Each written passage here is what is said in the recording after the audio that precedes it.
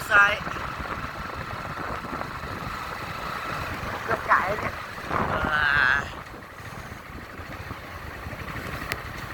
บักม่อนกับไปส้มบักสาดนะครับ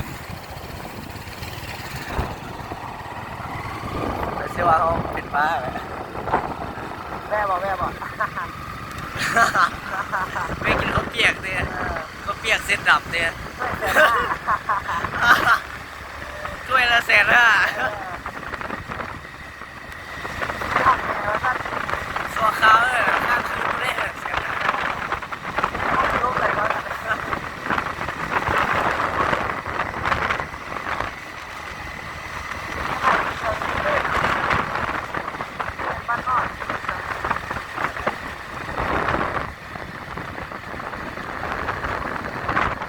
ตอนมาสุกโดดเลยตอนไปแป๊บเดียวหาเลย50 นาทีขี่รถมาฮะ50 นาทีบ้าโคตรโดดเลยเนาะไปรวมไปมา840 โล41แล้วยังไม่รถถึงยังเลย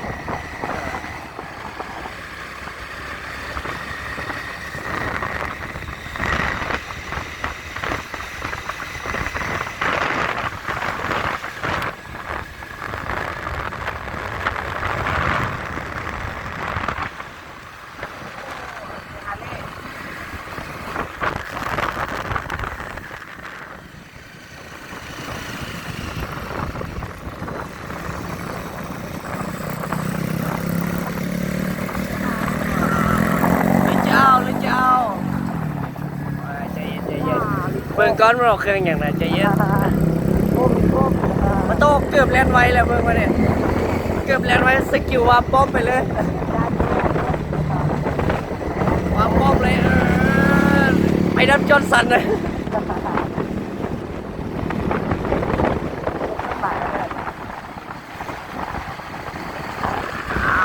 สันขอซื้อในเมืองแล้วเอาบ่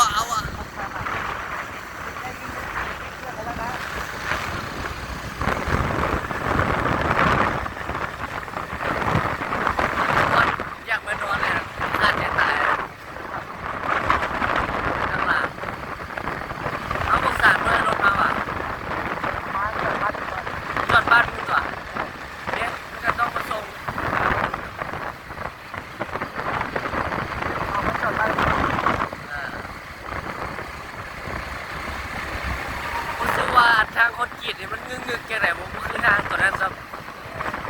อยากง่าย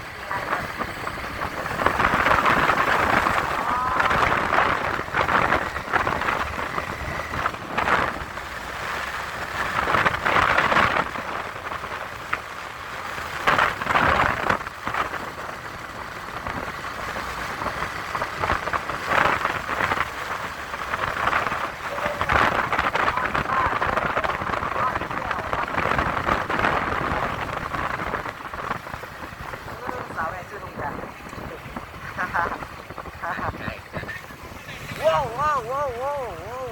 ตกใจไหมถามทางก็ได้แม่เด้อ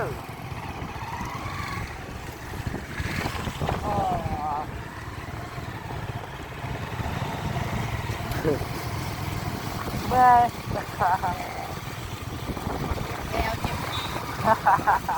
เมื่อยบังนกเปลี่ยนใส่กระบอกวีไว้โดสิ่งโบซาใจมาซะเนี่ยกล้องกูน้ำเข่านะฮะมันเนี่ยมัวอยู่จังไหนบัว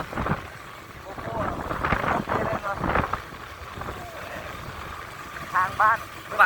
กล้องจีนทางบ้านเฮาเพื่อนเอาพี่น้อง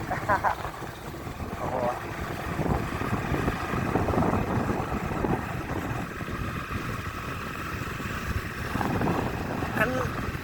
คันมีแม่มานมานี่กูก็ย่านลูกอยู่มาทางบ้านมึงเนี่ย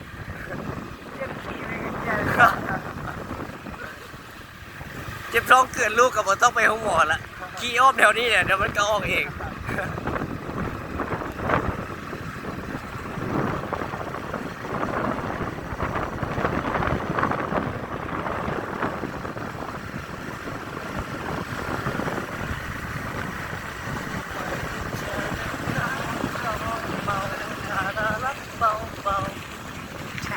ว่าสร้างเพลงนี้ คนเมาไม่เอาหรอกสั่งเสียสั่งเพลงนี้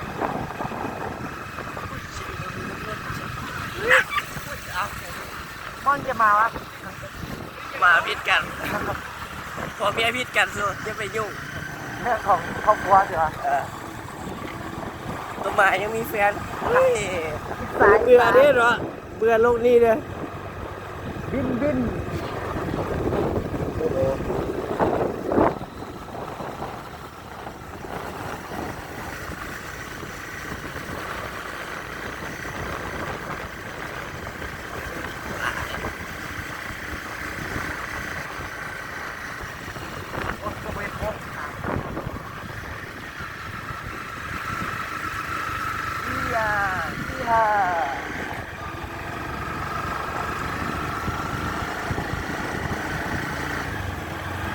871 โลชื่อว่าไกลเติบด้วยนี่เดี๋ยวพอดทัน ไปสวรรค์ได้เลย 800พอดสวรรค์เลย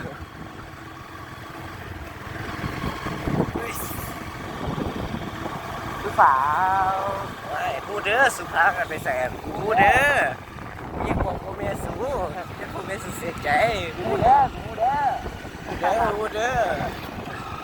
I know I understand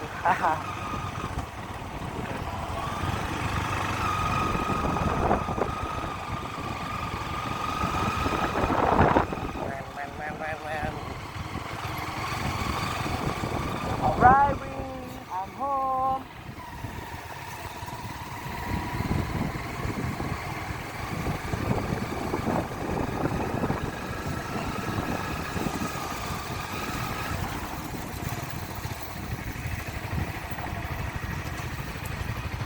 แต่งนี่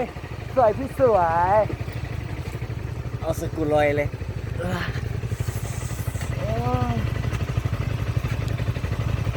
เจ๋งยังไว้เสร็จ ใครประตูตัวล่ะโยล่าอย่างว้ายกล้องกูมัวไปสุดเสียงลง เดี๋ยวเจ๋งมันเสียมึงมาใส่ที่ไหน เฮ้ยมาแล้วมึงไปเห็นยังมา ขึ้นรอแฮวะดินี่ขึ้นรอพระเอก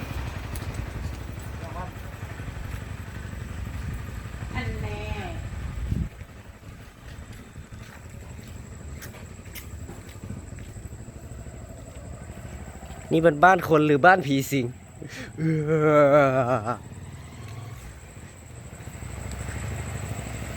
ดวงเฮือนคนหรือเฮือนผีสิงเนี่ย ขึ้นแล้ว กลัวบ้านผีสิง